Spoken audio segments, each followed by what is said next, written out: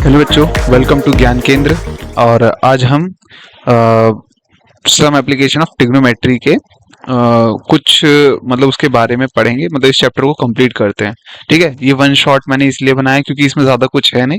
वही ट्रिग्नोमेट्रीज फॉर्मूला लगे, tan, cot, sign, सेक, cosec और मतलब ये सब चीजें हैं। तो ठीक है, तो चैनल को सब्सक्राइब कर लो, टेलीग्राम को फॉलो कर लो। और हाँ, जितनी भी अपडेट्स हैं व्हाट्सएप और टेलीग्राम पे आपको मिल जाएंगी। टेलीग्राम पे लिंक ये दे रखा है और यूट्यूब का लिंक ये दे रखा है। और जितना हो सके इस चैनल को शेयर करो। और मतलब मैं कंटेंट और अच्छा करने की कोशिश कर रहा हूँ, जितना अच्छा हो सकता है मेरे से। ठीक है, कहीं कोई दिक्कत नहीं आएगी, एक एक चीज परफेक्टली हो रहा है। तो स्टार्ट करते हैं। वेलकम टू ज्ञान केंद्र। ठीक है, चलो नेक्स्ट स्लाइड पे चलते हैं। तो हम स्टार्ट क्या करने वाले हैं, सम एप्लीकेशन ऑफ ट्रिग्नोमेट्री। तो इसमें जितना भी हम लोगों से मैंने जितनी भी चीजें ऑब्जर्व की या अपने रियल लाइफ एप्लीकेशंस देखे होंगे, तो वो सब चीजें मैं इसमें दिखाने की पूरी कोशिश करूंगा। ठीक है, तो सम एप्लीकेशन ऑफ ट्रिग्नोमेट्री ज्यादा कुछ नहीं है, मतलब एक तरीके से हाइट एंड डिस्टेंस है। एक हाइट रहेगी, एक डिस्टेंस रहेगा, उसमें ज्यादातर हाइट या फिर फाइंड करनी होगी या डिस्टेंस फाइंड करना रहेगा। या किसी हाइट पे कोई एक ऑब्जेक्ट रखा रहेगा, उसकी हाइट पता करने के लिए बोल दिया रहेगा, उसमें एक एंगल दिया रहेगा, आपको बस फाइंड करना रहेगा। ज्यादा कुछ नहीं है, बस टेन कॉट साइन कॉस, फिर वही चीज रिपीट कर रहा हूँ, वही इन्हीं चीजों का यूज करके आपको डिस्टेंस, एंगल, हाइट और किसी ऑब्जेक्ट की हाइट, ये सब फाइंड करना रहेगा। और ज्यादा कुछ नहीं है इसमें। तो नेक्स्ट स्लाइड पे चलते हैं। तो हमारे लर्निंग टारगेट्स क्या क्या हैं, आज हम क्या क्या पढ़ने वाले हैं वो चीज हम देखते हैं। पहला है हाइट एंड डिस्टेंस। ठीक है, दूसरा define right angle triangle. Right angle triangle क्या होता है पहले ये अच्छे से मैं आपको बता दूं। हाइट एंड डिस्टेंस मैंने अभी पीछे आपको समझा दिया है, क्या होता है क्या नहीं होता है।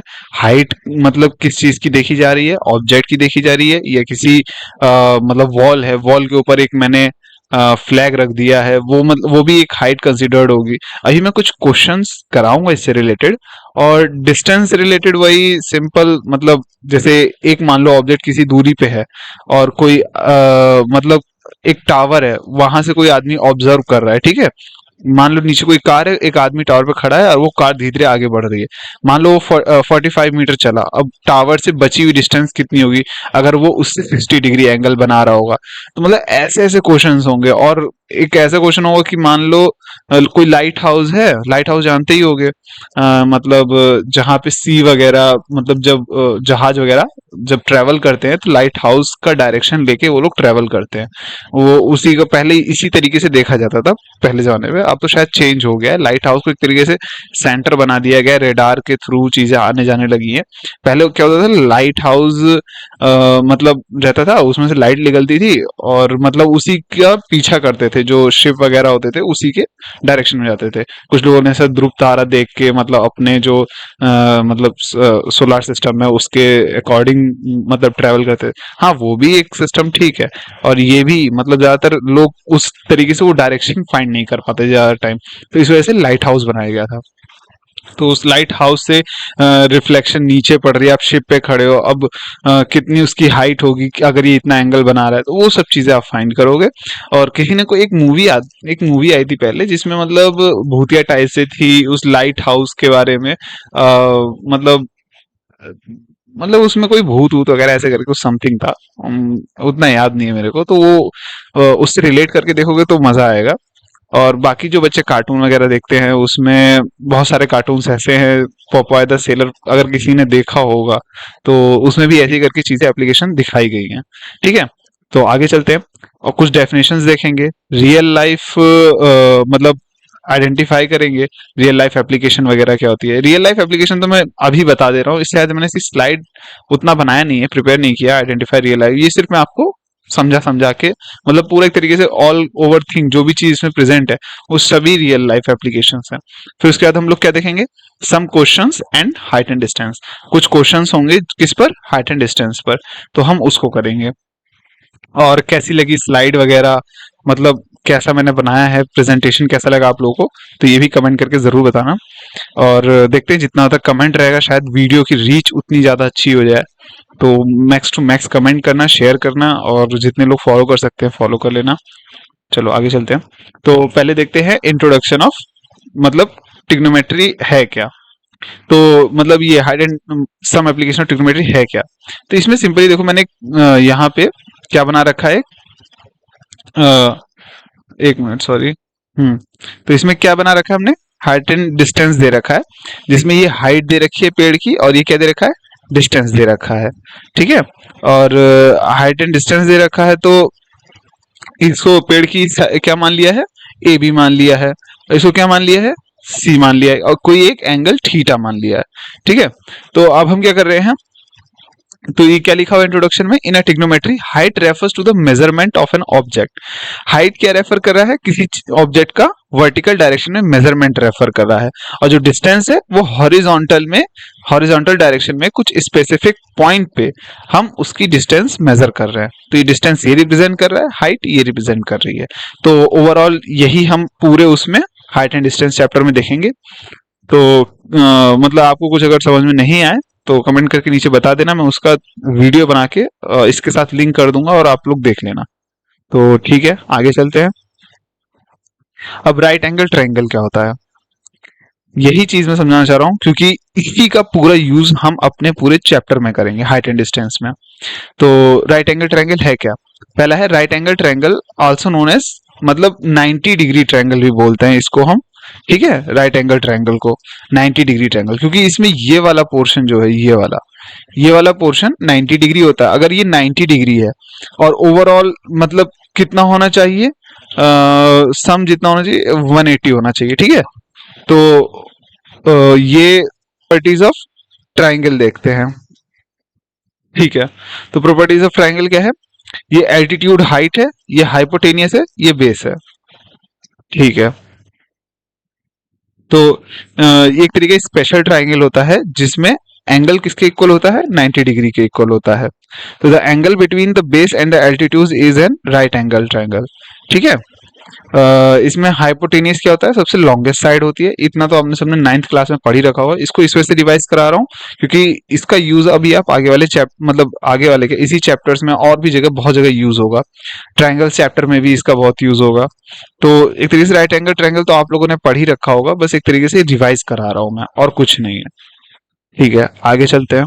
तो ये चीज तो समझ में आ गई, राइट एंगल ट्रायंगल क्या होता है, हाइपोटेनियस, एल्टीट्यूड, बेस होता है, ये 90 डिग्री होता है।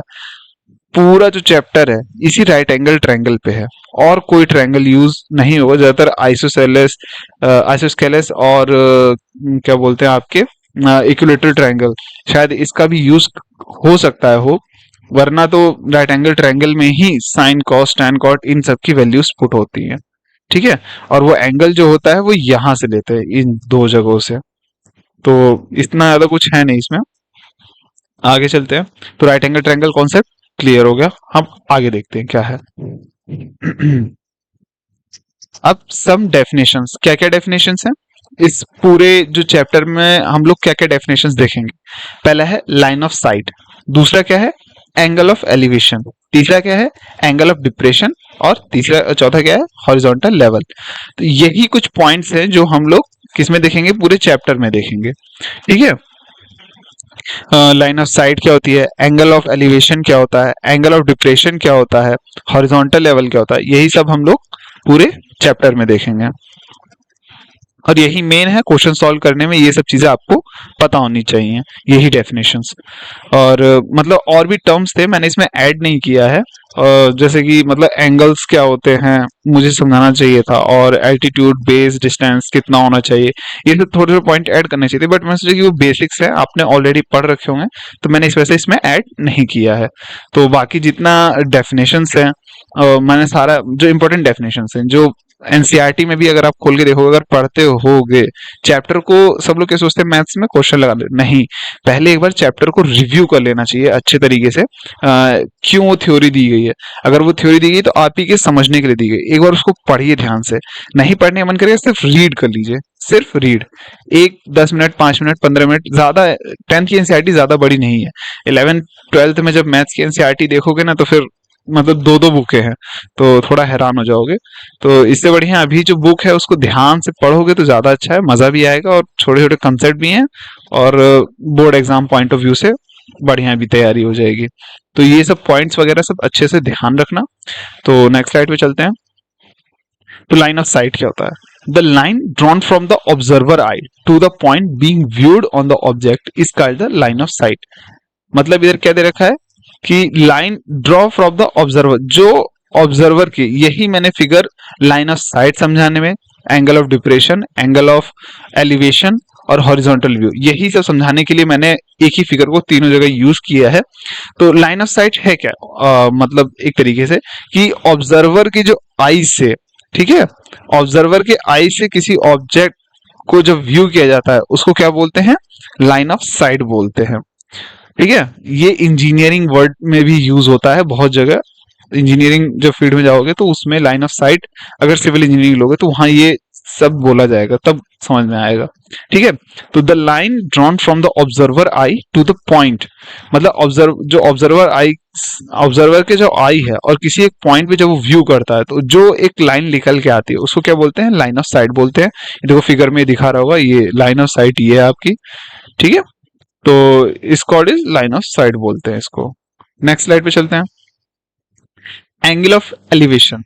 एंगल ऑफ एलिवेशन क्या है, ये this angle is formed by the line of sight, ये लाइन ऑफ साइट से जो एंगल बनता है वो एंगल ऑफ एलिवेशन कहलाता है। देखो अब ये एंगल ऑफ से डिप्रेशन दिखा रहा है, अब आप लोग सोच रहे हैं एंगल ऑफ एलिवेशन का है, जो ये ऑब्जर्वर है अगर ये किसी ऊंचे साइड पे होता, यहाँ कहीं, ठीक है, ऊपर साइड पे होता और फिर वो यहां से इस तरफ देखता, तो जो ये वाला इधर ऐसे करके जो बनता वो एंगल ऑफ एलिवेशन बनता, अगर ये कहीं ऊपर साइड होता। ठीक है, मतलब ऑब्जर्वर यहां से कहीं सीन कर रहा है और यहाँ पे उसका ऑब्जेक्ट रखा हुआ है, तो इसके बीच में जो एंगल बनेगा वो क्या बन जाएगा, एंगल ऑफ एलिवेशन बन जाएगा। ठीक है, और ये वाली जो लाइन है इसको क्या बोलेंगे, हॉरिजॉन्टल लेवल बोलेंगे। ठीक है, इसी से डिसाइड हो रहा है कि एंगल ऑफ डिप्रेशन कहां बनेगा और एंगल ऑफ एलिवेशन कहां बनेगा, ये मैंने अभी आगे बताया वीडियो में।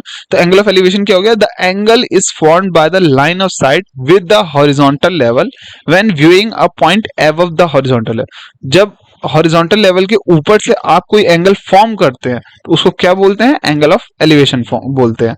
तो ये चीज इतना क्लियर हो गई, इसमें मैंने शो नहीं किया है, शायद मिस हो गया, तो बाकी मैंने चीजें बता दी थी कैसे करना है, ये आपको मैं समझा दिया हूँ कि यहां से यहां तक, मतलब जो ये आएगा लाइन, ठीक है, हॉरिजॉन्टल लेवल के ऊपर जो भी एंगल बनेगा उसे क्या बोले, देखो ये नीचे की तरफ है तो ये एंगल ऑफ डिप्रेशन हो गया है। ठीक है, एंगल ऑफ एलिवेशन क्या होगा, ऊपर की साइड होगा। तो एंगल, देखो एंगल ऑफ डिप्रेशन अब इसमें अच्छे से समझाया है कि देखो हॉरिजॉन्टल लेवल है, यहाँ पे ऐसे बना हुआ है, सिमिलरली वही सेम चीज है, सेम मतलब डेफिनेशंस वगैरह है एंगल ऑफ एलिवेशन की तरह, और मतलब इसमें मैंने ये बता दिया है। तो angle is found when the wing point below the horizontal level, viewing point जब हॉरिजॉन्टल लेवल के नीचे हो तब उसको क्या बोलेंगे, एंगल ऑफ डिप्रेशन। देखो ये ऐसे एंगल एक ऊपर बनेगा तो एंगल ऑफ एलिवेशन हो जाएगा, और ये क्या है, एंगल ऑफ डिप्रेशन। तो ये टर्म्स जो हैं आपको पता होने चाहिए, जब आप सम एप्लीकेशन ऑफ ट्रिग्नोमेट्री अगर पढ़ रहे हैं तो ये टर्म्स आपको बहुत अच्छे से क्लियर होने चाहिए। तो ये सब चीजें हो गई हैं, और नेक्स्ट क्या है, हॉरिजॉन्टल लेवल। अब ये हॉरिजॉन्टल लेवल क्या होता है, जिससे आप डिसाइड करते हैं एंगल ऑफ एलिवेशन किधर है और एंगल ऑफ डिप्रेशन किधर। अगर ये हॉरिजॉन्टल लेवल नहीं होगा तो आप नहीं पता कर पाएंगे कि ये एंगल ऑफ डिप्रेशन है या एंगल ऑफ क्या बोलते हैं, एलिवेशन है। और अब ये डिपेंड करता है कि कौन से लाइन ऑफ साइट से आप देख रहे हैं। ठीक है, तो हर एक टर्म का अपना अपना यूज है। ऑब्जर्वर अलग होगा, ऑब्जर्वर को कभी आई दे दिया जाएगा, कभी कभी ऑब्जर्वर की हाइट दे दी जाएगी, मतलब अलग अलग चीजें दी जाएंगी आपको। तो सब चीजें ध्यान रखते हुए अच्छे से एक एक डेफिनेशंस अच्छे से मैं क्लियर कर दे रहा हूँ। नहीं समझ में आया तो रिपीट करके दोबारा इस वीडियो वगैरह को चला के देख लेना, इसमें कोई ज्यादा कुछ है नहीं। हॉरिजॉन्टल लेवल मतलब एक तरीके से क्या है कि मतलब यही डिसाइड करता है तो एंगल ऑफ एलिवेशन कहाँ होगा या फिर एंगल ऑफ डिप्रेशन किधर होगा। The level eight which viewer decide the angle of elevation and the angle of depression, this, बस इतना ही काम है हॉरिजॉन्टल लेवल का और कुछ नहीं। ठीक है, तो आगे चलते हैं, और बढ़िया है इसमें ऑब्जर्वर की हाइट वगैरह कभी कभी दे दिया जाएगा, उसको देखो, या फिर कह दिया जाएगा कि ऑब्जर्वर की ही पूरी बॉडी को एक पॉइंट मान लो। ज्यादातर हम पॉइंट मान के पूरा सॉल्व करते हैं, बट कभी कभी हाइट दे देगा, तो उस हाइट का यूज करके हमें क्वेश्चन सॉल्व करने के लिए बोला जाएगा कि वॉल की पूरी लेंथ निकालो, अगर ऑब्जर्वर की हाइट ये है, वॉल पे जो ये लगा है इसकी हाइट इतनी है। तो ऐसे से क्वेश्चन फ्रेम हो सकते हैं। मतलब इसपे मैं कह सकता हूँ कि थाउजेंड्स ऑफ क्वेश्चन फ्रेम हो सकते हैं आराम से इस चैप्टर पे। तो आगे चलते हैं, अब कुछ क्वेश्चंस देखते हैं। ठीक है, और मैंने ज्यादातर 4-5 क्वेश्चन एग्जाम्पल ही लिए हैं एनसीईआरटी को अच्छे से समझाने के लिए। ठीक है, अब ज्यादा कुछ है नहीं उसमें। मैंने मतलब 4-5 एग्जाम्पल लिए, और अगर आपको ज्यादा क्वेश्चन करने हैं तो आप क्या करो कि मतलब टेलीग्राम तो मैंने दे ही रखा है, उस पे नंबर ऑफ क्वेश्चंस मैं भेजता रहूंगा। इसे कंप्लीट करने के बाद आपके पास क्वेश्चंस आ जाएगा, और इसकी पीडीएफ भी मैं टेलीग्राम पे डाल दूंगा। तो इसे कोई जरूरत है नहीं कि सर नोट्स वगैरह कैसे क्या करें, तो मैं इसको डाल दूंगा, आप अच्छे से नोट्स बना लेना इसको देख के। और क्वेश्चंस जितने ज्यादा इसमें लगाओगे उतना बेस्ट रहेगा, उतने अच्छे से ये चैप्टर हो जाएगा। Trigonometry and some application of trigonometry, दो ऐसे चैप्टर हैं जिसमें नंबर ऑफ क्वेश्चंस जितना ज्यादा लगाओगे उतना बेस्ट है। ठीक है, तो नंबर ऑफ क्वेश्चंस लगाना, और मैं इसमें मतलब एक तरीके से चीजें सॉल्व किया हूं पहले से ही, तो बस आपको समझाना रहेगा मुझे, और ये बहुत इजी रहेगा मेरे लिए। पहले क्वेश्चन नंबर 1 देखते हैं, एक बार क्वेश्चन पढ़ लो, अगर आप सॉल्व कर पा रहे हो एनसीईआरटी मत खोलना, बस यहीं से पढ़ो, क्वेश्चन सॉल्व कर पा रहे हो करो, नहीं हो रहा तो मैं इसका सॉल्यूशन दिखाता हूं। तो आपके पास मैं टाइम देता हूं, पॉज करके एक बार क्वेश्चन सॉल्व करो। ठीक है, तो अब सॉल्यूशन देखते हैं क्या है। तो उसने बोला क्या है, in trigonometry the height refers to the measurement of an object vertical view. ठीक है, while distance represent the measurement of, ये शायद डेफिनेशन दे दी है टिग्नोमेट्री की, सॉरी फॉर दैट। क्वेश्चन एक बार अपने वाले में जाके देख लेना। तो उसमें एक ये मतलब टावर है जिसमें ए बी सी ऐसे करके फॉर्म किया गया है, और फॉर्म किया है, तो मतलब क्वेश्चन ऐसे रहेगा, और इसमें सॉल्यूशन क्या है उसका, 1060 लेंगे, AC बाय BC करेंगे, हमें उसमें ए बी निकालना है, ये वाली जो नीचे, ये वाली जो हाइट है, इसको देखना है। ठीक है, तो ए बी इक्वल टू क्या है, 1503। सॉरी फॉर दैट, क्योंकि मुझे लगा कि ये क्वेश्चन है, शायद ये दोबारा प्रिंट हो गया। इसको सही कर लेना आप लोग। ये डेफिनेशन दे दिया मैंने, पीछे जो डेफिनेशन लिखा शायद इधर भी वही प्रिंट हो गया, सॉरी फॉर दैट। और मतलब इसको सॉल्यूशन ये आपके पहला ही एग्जाम्पल है, एग्जाम्पल नंबर 1 एनसीईआरटी में, अच्छे से पढ़ के कर लेना इसको। ठीक है, नेक्स्ट क्वेश्चन पे चलते हैं। ये इलेक्ट्रिक टावर वाला मैंने जब आपका जूम पे मीटिंग लिया था, या जूम सॉरी गूगल मीट लिया था, तो मैंने ये चीज अच्छे से क्लेरिफाई किया था, ये वाला क्वेश्चन वहां पे मैंने समझाया था। ठीक है, तो an electrician has repair to then electric fault. ठीक है, एक बार इसे आप लोग रीड कर लो, मैं पॉज ले रहा हूँ, पॉज करके एक बार क्वेश्चन खुद सॉल्व करने की कोशिश करो, उसके बाद मैं इसका सॉल्यूशन बताता हूँ। ठीक है, तो an electrician has repair to an electric fault, मतलब एक इलेक्ट्रिशियन है जो रिपेयर कर रहा है इलेक्ट्रिक फॉल्ट को, जो कहां पर हुआ है, पोल की हाइट पे। तो पोल की पूरी हाइट कितनी दे रखी है, 5 मीटर दे रखी है। ठीक है, she needs to reach at a point 1.3 metre below the top of the pole. ठीक है, तो आप क्या करना है, मतलब वो कह रही कि वह मतलब उसको जरूरत है किस, कहां तक पहुंचने के लिए, वन मतलब वो जब लैडर उस पे लगा रही है रिपेयर करने के लिए, जब वो लैडर लेके आती है, तो वो 1.3 metre below from the top of the pole, इतना वो रह जा रही है। कितना रह रही है, 1.3 मीटर रह जा रही है। ठीक है, what should be the length of the ladder, ladder की लेंथ क्या रही होगी जब वो 60 डिग्री अगर बना रहा है, किससे, जमीन से, जमीन से अगर वो 60 डिग्री बना रहा है, तो लैडर की लेंथ क्या होगी, और पोल की जो बची हुई डिस्टेंस है, मतलब मान लो 1.3 मीटर ऊपर से, मतलब ये वाली जो ये वाली आपको हाइट दे रखी है 1.3 मीटर दे रखी है, और पोल की हाइट 5 मीटर दे रखी है, तो बची हुई हाइट कितनी होगी ये आपको पता करना है। ठीक है, बची हुई हाइट कितनी होगी, तो कैसे करेंगे इसको, एक बार इसका सोल्यूशन देख लो, अगर आप लोगों ने सॉल्व कर लिया है तो क्या करेंगे, electrician is required to reach point B on the pole AD. ठीक है, तो मैंने जो क्वेश्चन लिखा था एक बार उसे अपने कॉपी पे नोट कर लेना और फिगर बना लेना, फिर यहाँ से सॉल्यूशन समझ लेना, ठीक है। तो B D equal to A D minus A B, पहले हम बची हुई डिस्टेंस निकालेंगे, कितना हो गया 3.7, ठीक है। तो हमारे पास बची हुई डिस्टेंस आ गई, पहली चीज सॉल्व हो गई। अब दूसरा क्या निकालना है, लेडर की लेंथ निकालना है। लेडर की लेंथ निकालने के लिए क्या यूज करेंगे, B D upon B C. मतलब देखो अब तुमको यहाँ क्या दे दिया है, अब लेडर ऐसे दिया है और ये परपेंडिकुलर है, ठीक है, और एंगल 60 डिग्री यहां बन रहा है, मतलब एंगल 60 डिग्री यहां बन रहा है, एंगल 60 डिग्री यहां बन रहा है, ये लेडर है और इसकी लेंथ दे दी, तो लेंथ आपको पता चल गया है बची हुई। और ये क्या है, आपको लेडर की ये बोला निकालने के लिए, अब एंगल दिया हुआ है तो वही चीज है कि आप यहाँ क्या लगाएंगे, आप कौन सा ट्रिग्नोमेट्री लगाएंगे। अगर आपको परपेंडिकुलर दे दिया और हाइपोटेन्यूज बोल रहा है तो आप कौन सा मतलब इसमें ट्रिग्नोमेट्री लगाएंगे, साइन लगाएंगे, ठीक है। और मैंने ट्रिग्नोमेट्री, कुछ लोग बोलते हैं सर हमको वो रेशियोज याद नहीं हो रहे हैं, उसके लिए मैंने एक वीडियो बनाया था, उस पर ट्रिक्स वगैरह मैंने डाल दिया था और कैसे उसे याद करते हैं। इसका एक राइम होता है, पाकिस्तान भूखा प्यास, हिंदुस्तान हरा भरा। मतलब एक तरीके से किसी कंट्री को मैं ऐसे बोल नहीं रहा हूँ, जस्ट फॉर एक अच्छा याद, निमोनिक्स जानते हैं, निमोनिक्स ट्रिक, उसको यूज किया है मैंने इसमें याद करने के लिए। और इसको देख लीजिए ध्यान से, 3.7 इंटू 2 और slash under root 3 equals to B C equals to 4.28 approx. तो एक तरीके से मैंने सॉल्यूशन दे दिया है, सॉल्यूशन समझ में आ रहा होगा। इसमें कुछ नहीं किया, देखो बस ये रूट 3 को यहां से ये वाला इस वाले को उठा के इस तरफ 3.7 के पास भेज दिया और ये अंडर रूट 3 हो गया इक्वल्स टू बीसी। और मतलब आंसर क्या आ जाएगा 4.28 के पास, अगर इस पूरे को सॉल्व करेंगे तो ये आंसर होगा 4.28 अप्रॉक्स, इसके आसपास यही आंसर आएगा। और क्या देखेंगे, length of the ladder should be 4.28 metre हो जाएगा, ठीक है। लेडर की लेंथ निकल गई।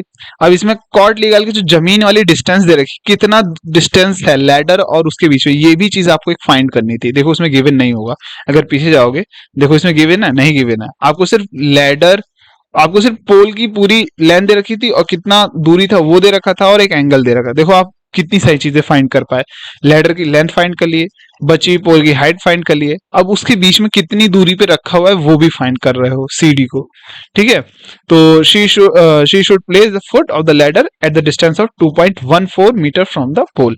तो इस पूरे को सॉल्व करके आपको क्या मिला, यहाँ कॉर्ड भी लगा सकते थे, यहाँ 10 भी लगा सकते हो आप, क्योंकि वो एक दूसरे के इनवर्स होते हैं तो कोई फर्क पड़ेगा नहीं। तो आप यहाँ 10 भी लगा लो, कॉर्ड भी लगा लो, आपकी इच्छा है। तो आगे चलते हैं, क्वेश्चन नंबर 3, ठीक है। ये वाला भी एनसीईआरटी का ही है, अगर देखोगे ध्यान से तो पता चल जाएगा। जिसने एग्जाम्पल्स और थ्योरी सही से पढ़ी होगी वही मतलब यहाँ तक पहुंच पाएगा इजीली, आराम से। और ये देखो सिंपल एक क्वेश्चन है, एक बार मैं पॉज अपन मतलब अपनी तरफ से पॉज करके इस क्वेश्चन को अगर सॉल्व करके देखना चाह रहे हो, जितना अब तक समझ लियो एक बार ट्राई करो, नहीं होता है तो फिर सॉल्यूशन मैं बता ही रहा हूँ।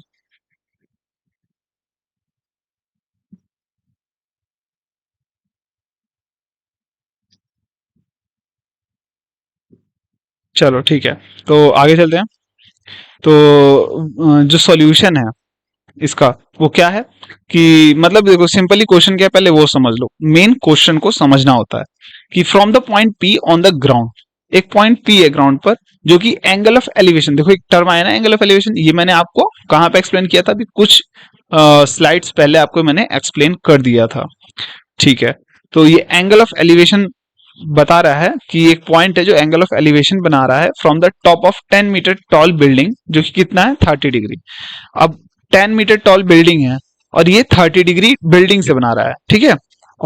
फिर क्या बता रहा है कि the flag is hosted at the top of the building. अब बिल्डिंग के ऊपर एक फ्लैग होस्ट किया गया है और वो पॉइंट, उसी पॉइंट पे कितना डिग्री बना रहा है 45 डिग्री बना रहा है। तो देखो जितना ज्यादा हाइट बढ़ रहा है उतना ज्यादा एंगल बढ़ रहा है उसी पोजीशन पे, और जैसे जैसे आप पास में आते जाओगे एंगल और बढ़ता जाएगा और बढ़ता जाएगा। जैसे पी पॉइंट को अब मैं ए पॉइंट तक ले आऊं तो बिल्कुल 90 डिग्री पे एकदम फॉर्म हो जाएगा, ठीक है। तो जैसे जैसे आप एंगल को आगे पीछे करोगे तो छोटा बड़ा होता रहेगा, जितना दूर ले जाओगे उतना छोटा एंगल बनता जाएगा, ठीक है। तो the flag is hosted at the top of the building at the elevation of the top of the flag staff from point P is 45। अब वो फ्लैग स्टाफ के टॉप पॉइंट से कितना बना रहा है 45 डिग्री, आपको फिगर में भी दिख रहा होगा। ठीक है, तो find the length of the flag staff, आपको लेंथ फाइंड करना है किसका, फ्लैग स्टाफ का। अगर एंगल दे दिया तो इसका मतलब आप पक्का कहीं ना कहीं से लेंथ फाइंड कर सकते हो। आपको जो बिल्डिंग है उसकी हाइट 10 मीटर दे रखी है, तो आप क्या करो कि पहले नीचे वाला बेस फाइंड कर लो। अगर आपको देखो बिल्डिंग की हाइट दे रखी है, एंगल दे रखा है, तो आप बेस फाइंड कर लो, क्योंकि फ्लैग के लिए भी वही बेस सेम होगा, बेस तो सेम है दोनों के लिए। तो आप बेस फाइंड कर लो। ठीक है, जब बेस फाइंड कर लोगे तो आराम से जो फ्लैग की हाइट है वो फाइंड हो जाएगी, क्योंकि आपके पास बेस आ जाएगा, एंगल है, बेस और एंगल है, तो आपको परपेंडिकुलर निकालना है एक तरीके से। तो पूरा पहले एक तरीके से पूरा वो निकाल लो, पूरा हाइट डी ए तक, पूरा डी ए तक अपना हाइट निकाल लो, उसमें से फिर बिल्डिंग की हाइट माइनस कर दो, तुम्हारा पूरा फाइंड हो जाएगा कि फ्लैग की हाइट कितनी रही होगी। ठीक है, वही चीज यहाँ पे एक्सप्लेन किया, एक बार देख लो। we know the height of the building AB. We will first consider the right triangle PAB। पहले हम PAB देखेंगे, पीछे वाले अगर देखोगे इसमें पहले PAB देखेंगे। ठीक है, PAB को कंसीडर करा, वहां से हमने AP फाइंड किया। देखो AP फाइंड करा ना, नीचे वाली डिस्टेंस पहले हमने फाइंड किया, तो AP फाइंड करेंगे, कितना आएगा 17.32। ठीक है, next let us suppose dv equals to x। हमने dv को क्या मान लिया, जो फ्लैग की हाइट है हमने उसको x मान लिया। देन ad क्या हो जाएगा 10 प्लस x मीटर हो जाएगा। तब इन ट्राइंगल PAD देखेंगे, PAD, इन ट्राइंगल PAD। अब PAD में देखेंगे तो क्या हो जाएगा 1045 equals to AD upon AP equals to 10 plus x upon 10 under root 3। ठीक है, तो x की वैल्यू कितनी आ जाएगी 7.32। ठीक है, तो ये वाला एक क्वेश्चन था। अब एक क्वेश्चन ये भी है, ठीक है, क्वेश्चन नंबर 4। तो इसको आप लोग खुद ट्राई करना, और ना हो तो इसका सॉल्यूशन वैसे मैंने दिखाई दे रहा हूं एक बार, पर एक बार इसे आप खुद ट्राई करना पढ़ के कि कैसे कर सकते हो कि नहीं कर सकते हो। लास्ट क्वेश्चन है। ठीक है, इसमें क्या है कि एंगल ऑफ डिप्रेशन दे रखा है। अब देखो एंगल ऑफ डिप्रेशन, क्योंकि यहाँ क्यूपीओ क्या मान लिया है, हॉरिजॉन्टल लेवल मान लिया है। अब उस हॉरिजॉन्टल लेवल से क्या किया जा रहा है कि चीजों को मेजर किया जा रहा है, कि एक क्या दे रखा है कि an angle of depression of the top of the bottom of an 8 metre tall building. आपको 8 मीटर टॉल बिल्डिंग दे रखा है from the top of the multi storeyed building as. अब वो मल्टी स्टोरी बिल्डिंग से नीचे वाले जो बिल्डिंग है जो कि 8 मीटर टॉल है, वहां से वो एंगल बना रहा है कितना 30 and 45 degree. Find the height of the multi storey building. तो मल्टी स्टोरी बिल्डिंग की हाइट क्या होगी। देखो अब ये फिगर थोड़ा ऐसा लग रहा है कि जैसे कि ये क्या खड़ा है, तो ये सिंपली ये ABCD एक समझा दे रहा हूँ बिल्डिंग है, और जो PC क्या है एक मल्टी स्टोरी बिल्डिंग है, P से लेके C तक, मतलब उसका एक छोटा सा पार्ट उसको कवर किया हुआ है। तो वहां से वो देख रहा है, तो अगर ऊपर वाला पोर्शन देख रहा है 30 डिग्री बना रहा है, नीचे देख रहा है तो 40 डिग्री बना रहा है। तो ऐसे करके दो ये दे रखे हैं, और आपको फाइंड करना है मल्टी स्टोरी बिल्डिंग का and distance between two buildings. दोनों बिल्डिंग से बीच में डिस्टेंस कितना है ये भी फाइंड करना है। तो कैसे किया एक बार देख लो। इसको मैं बोला हूं ना खुद ट्राई करने के लिए, बस मैं सॉल्यूशन दिखा दे रहा हूँ, इसको एक बार खुद ट्राई करके देखना। तो ये सॉल्यूशन है इसका, और ठीक है फिर यहीं तक रखते हैं, और मैं अगला चैप्टर जल्दी ही लाने की कोशिश करूंगा। हाँ थोड़ा सा डिले हुआ, और मैं कल क्लास नहीं ले पाया गूगल मीट पे, क्योंकि मैं इसी PPT को प्रिपेयर कर। ऐसा करते हैं कि अब हम लोग क्या करेंगे, जितनी भी चीजें हैं, ठीक है, मतलब जो भी समझाने वाली चीजें मैं यूट्यूब पे ही समझाऊंगा, और उसकी PDF प्रोवाइड करूंगा। जो भी डाउट होंगे हम लाइव सेशन में ले लेंगे। ठीक है, लाइव सेशन कौन सा, जो भी मैं गूगल मीट पे लेता हूँ उस पे रखेंगे। ठीक है, कोई दिक्कत है नहीं, और अब के लिए इतना ही रखते हैं। थैंक यू बच्चों, और कनेक्ट होने के लिए। और जितने ज्यादा सब्सक्राइबर बढ़ रहे हैं, हमारा मतलब मोटिवेशन बाकी टीचर्स का भी अप हो रहा है। Thanks to join us, and इसको और ज्यादा जितना ज्यादा हो सके डिस्ट्रीब्यूट करते जाओ और खत्म कर दो। ठीक है, मैं चाह रहा हूं कि जितना ज्यादा ये डिस्ट्रीब्यूट होगा, हम लोगों की मोटिवेशन उतनी बनी रहेगी और अच्छा कंटेंट लाने की। मैंने अभी इसे ट्राई किया, अगर आपको अच्छा लगेगा तो और कोशिश करूंगा। हाँ थोड़ी जगह मिस्टेक्स हो गई मेरे से, बट मैं कोशिश करूंगा आगे से मिस्टेक ना हो। और प्लीज आप लोग इसको जितना शेयर कर सकते हो, और टेलीग्राम पे जितना हो सके आप एक दूसरे को लिंक भेज के, टेलीग्राम पे एक दूसरे को सपोर्ट करके, बता के, जिस जिस ग्रुप में हो कि ज्ञान केंद्र क्या है, कैसे है, क्या कर रहा है, आप सब बताइए। और जिन बच्चों ने जैसे कि कुछ बच्चों ने मेरे को डोनेशन दिया था, उसके लिए thank you so much. But वो हेल्प नहीं हो पाया वो डोनेशन, क्योंकि सिर्फ एक दो के डोनेशन से मेरे से उतना नहीं हो पाएगा। बट जिन लोगों ने किया उसके लिए थैंक यू सो मच। अब मैं कोशिश करूंगा और अच्छा कंटेंट लाने की, जितना बेटर ला सकता हूँ। चलो फिर अभी के लिए इतना रखते हैं, बाकी बाय बाय, टाटा।